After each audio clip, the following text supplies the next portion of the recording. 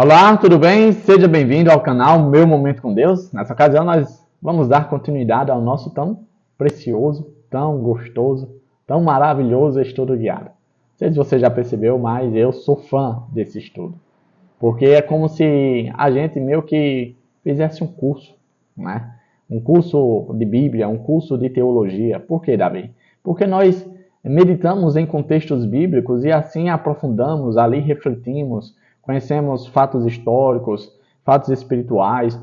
Ou seja, a gente dá uma visão geral sobre aquele contexto analisado. E, como a gente tem percebido, desde o início desse trimestre, a gente vem se demorando no estudo do Evangelho de Marcos. Quando a gente concluir esse trimestre, a gente pode assinar um selo embaixo, assinar um certificado de que somos, podemos dizer assim, doutores no entendimento do Evangelho de Marcos. Porque durante todo esse trimestre, nós temos visto, nós temos aprendido e nós estamos sendo abençoados por Deus. Eu julgo o seguinte, o resultado. Está sendo maravilhosa a experiência de estudar o Evangelho de Marcos. Nós estamos na 12ª semana, estamos quase concluindo o trimestre. Hoje nós vamos para o penúltimo estudo da semana e com certeza Papai do Céu vai falar comigo e com você mais uma vez.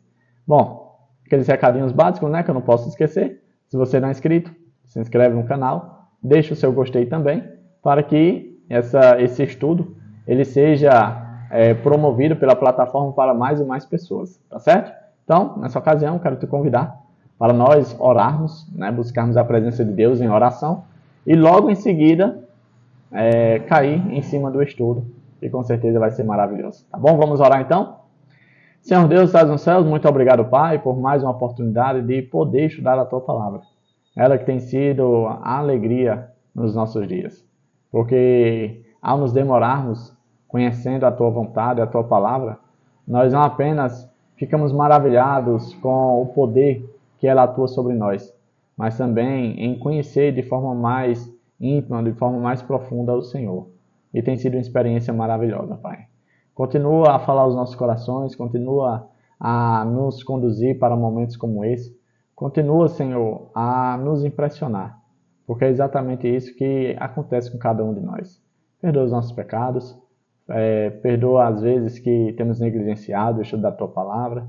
Que o Senhor tenha misericórdia de cada um de nós. E que os méritos de Jesus venham à frente de nós. Nós te pedimos todas essas bênçãos no nome santo e poderoso do Teu Filho amado, Jesus Cristo. Amém. Pois muito bem, quinta-feira, dia 19 de setembro. O tema do nosso estudo hoje é Colocado para Descansar. Eu quero convidar você a nós irmos para o contexto de hoje, que está lá em Marcos, capítulo 15, do verso 42 ao 47, que diz assim, ó. Era o dia da preparação, isto é, as vésperas do sábado. José de Arimateia, membro de destaque do Sinédrio, que também esperava o reino de Deus, dirigiu-se corajosamente a Pilatos e pediu o corpo de Jesus. Pilatos ficou surpreso ao ouvir que ele já tinha morrido. Chamando o centurião, perguntou-lhe se Jesus já tinha morrido. Sendo informado pelo centurião, entregou o corpo a José. Então José comprou um lençol de linho, baixou o corpo da cruz, envolveu-o no lençol e o colocou no sepulcro, cavado na rocha. Depois fez rolar uma pedra sobre a entrada do sepulcro. Maria Madalena e Maria, mãe de José, viram onde ele fora colocado. Esse é o contexto para nós refletirmos hoje. Eu separei aqui alguns pontos para nós conversar um pouquinho sobre eles. E o primeiro ponto diz assim, ó, depois da morte de Cristo, ocorreram várias situações bastante tocantes, espiritualmente, e outras extremamente importantes em termos históricos. Ou seja, a gente viu, né, que o véu foi rasgado quando Jesus bradou pela última vez e expirou. Né? O véu foi rasgado ali simbolizando o fim das cerimônias que ocorriam no templo, como as ofertas com o cordeiro, porque o cordeiro de Deus que tira o pecado do mundo havia morrido já. Ou seja, não havia mais necessidade de se sacrificar cordeiro, já que o cordeiro era, podemos dizer assim, um apontamento para o grande sacrifício de Cristo.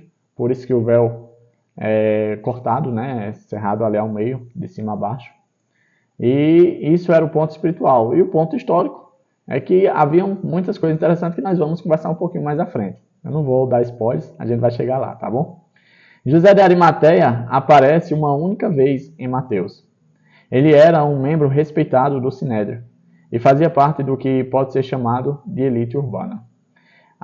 Jesus ele morreu ali por volta das 3 horas da tarde, né, da sexta-feira. Ou seja, estava se aproximando o sábado. Eu não sei se você sabe, mas a Bíblia apresenta a virada do dia no horário do pôr do sol. Não é como a gente controla no horário, no relógio, após as 24 horas, após a meia-noite, né, às 12 horas da noite. E por estar se aproximando do pôr do sol, significa dizer que o sábado, o dia do descanso, né, estava chegando. E ali tinha-se aquela preocupação. Eu imagino que as mulheres que estavam acompanhando à distância, Maria Madalena, Maria, mãe de José, Salomé e outras, que estavam testemunhando ali a morte de Jesus, eu imagino que elas pensaram nessa ocasião de tipo, o que é que vai acontecer? Como será? Ele vai ficar empendurado aí durante todo o sábado? Alguém vai vir tirar? Onde é que vão colocar ele? Tudo isso deve ter passado pela cabeça. E aí surge um personagem, que ele aparece essa única vez no Evangelho de Marcos. O personagem é José de Arimateia. E ali José de Arimateia, ele se dirige até a pessoa de Pilatos, né, para pedir o corpo de Jesus. Um ponto interessante é que José de Arimateia não era qualquer pessoa. José de Arimateia era uma pessoa altamente influente, ou seja, era uma das pessoas abastardas, ricas da cidade de Jerusalém. Um outro ponto interessante que é mencionado no texto é que José de Arimateia fazia parte do Sinédrio, ou seja, ele fazia parte da elite religiosa. E a atitude que ele toma chama a atenção, porque ele demonstrou interesse de forma positiva, de forma atenciosa, né, gentil, com a pessoa de Jesus, de se preocupar, né, com a questão de onde Jesus seria sepultado. Um ponto interessante que a gente reflete nisso é tipo o seguinte: José de Arimateia era a pessoa mais improvável que iria se levantar ali para demonstrar os cuidados básicos com o corpo de Jesus. Porque, tipo, onde estavam os discípulos? Os amigos, né? As pessoas que provavelmente eram as pessoas mais indicadas para se demonstrar atenção, demonstrar cuidado com o corpo de Jesus. Eles tinham fugido. E até então, eles ainda não tinham aparecido. Desde o momento da prisão de Jesus, ali no Getsêmani, os discípulos não deram as caras. As mulheres apareceram, mas infelizmente as mulheres elas não contavam muito dentro do contexto da realidade lá do Oriente. Elas não podiam fazer nada. E aí a pessoa mais improvável, a pessoa que ninguém iria pensar, surge para demonstrar ali o cuidado com o corpo de Jesus.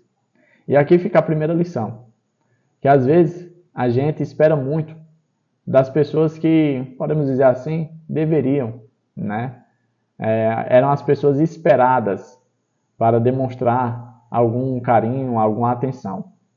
Mas às vezes acontece que das pessoas que a gente menos espera, é que a gente, de certo modo, vamos dizer assim, é agraciado, né? É respeitado, é tratado com gestos de amor, com gestos de atenção, né? José de Arimateia se encaixava perfeitamente nessa descrição. A pessoa mais improvável que estava cuidando de como seria o sepultamento de Jesus. Um outro ponto que eu destaquei aqui diz assim, um detalhe importante é que a morte de Jesus foi verificada. Quando José de Arimateia chega para Pilatos e pede o corpo, Pilatos eu acho que deve ter tomado um susto, tipo, gente, como assim? Um corpo?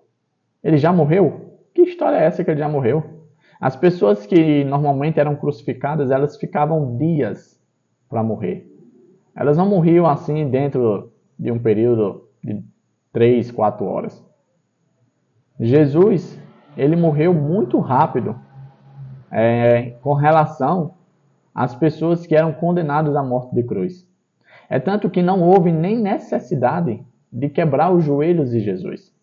Porque normalmente quebrava-se os joelhos dos criminosos para abreviar a vida, ou seja, para morrer mais rápido, porque as pessoas perdiam a força das pernas e ali ficavam suspensas, e como a gente viu no estudo da semana, o nervo que estava ali no antebraço, ele era pressionado e causando muita dor, e isso causava asfixia, ou seja, as pessoas ficavam sem respirar e acabavam morrendo.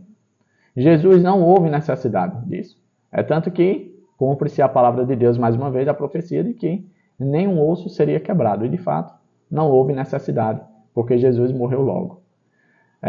Pilatos, ele fala com o centurião que estava responsável pela crucifixão de Jesus e confirma que de fato Jesus já tinha morrido. E após a confirmação, Jesus é entregue a Arimateia. Sabe um detalhe importante sobre essa situação, essa confirmação? É que após a morte de Jesus, surgiu um boato de que Jesus não tinha morrido, que Jesus tinha apenas desmaiado, por isso explicava as aparições que ele fez após a sua aparente morte. Ou seja, muitas pessoas não acreditaram que Jesus tinha morrido de fato. Com o relato desse centurião, que estava ali responsável pela crucifixão de Jesus, a gente tem sim bases suficientes históricas que comprovam que de fato Jesus morreu. E que a ressurreição dele é um fato comprovado historicamente por relatos de pessoas que estavam ali testemunhando a cena da crucifixão dele. Tá certo? Ou seja, aquela ideia de que até mesmo nos dias de hoje pessoas acreditam que Jesus não morreu, né, cai por terra. Porque haviam testemunhas oculares, pessoas que atestaram, inclusive para o governador, que de fato Jesus tinha morrido. E após ser atestado, Pilatos entrega ali o corpo de Jesus. José de Arimateia levou uma mortalha de linho para envolver Jesus e colocou seu corpo em um túmulo escavado na rocha, o qual era grande o suficiente para que pessoas entrassem nele. Veja que José de Arimateia não providenciou qualquer sepultamento. José de Arimateia providenciou um sepultamento que eram dadas às pessoas ricas. Quer um exemplo disso? Lembra quando Abraão, quando Isaac morreram? Jacó também? Eles foram sepultados em locais semelhantes a esse que Jesus ficou. Ou seja, sepulturas que eram abertas em rochas, como se fosse uma espécie de caverna. E esse tipo de sepultura, só pessoas que tinham condições financeiras, como reis, príncipes, né, pessoas abastadas, podiam se usufruir desses espaços. Jesus, ele foi sepultado como uma pessoa de posses. É tanto que a gente vê que o tipo de mortalha que foi utilizado para envolver o seu corpo, para cobrir o seu corpo, não foi qualquer mortalha. Foi um pano, podemos dizer assim, caro, um pano de luxo. Linho foi utilizado. A sepultura que cabia até mesmo pessoas transitando dentro daquela sepultura. Eu fico maravilhado com isso. Porque assim, isso demonstra que Deus está no controle de tudo. No aspecto de que ninguém nunca iria imaginar que Jesus, né, um simples carpinteiro, iria receber tamanho tratamento, tamanho cuidado, tamanha demonstração de atenção para com a pessoa de Jesus. Isso mostra que Deus cuida dos seus filhos, até mesmo na situação da morte. Às vezes a gente fica pensando, Deus não está nem aí para mim, Deus não liga para mim, eu estou passando por essa situação. Inclusive, hoje eu estava vendo um podcast falando sobre esse assunto, e ali foi debatido que às vezes a gente não entende os planos de Deus. Às vezes a gente está passando por uma situação tão difícil que não consegue entender o motivo pelo qual está vivendo isso. E pela minha própria experiência, eu aprendi que momentos difíceis como esse, nada mais é do que para mostrar o poder de Deus agindo em favor de nós.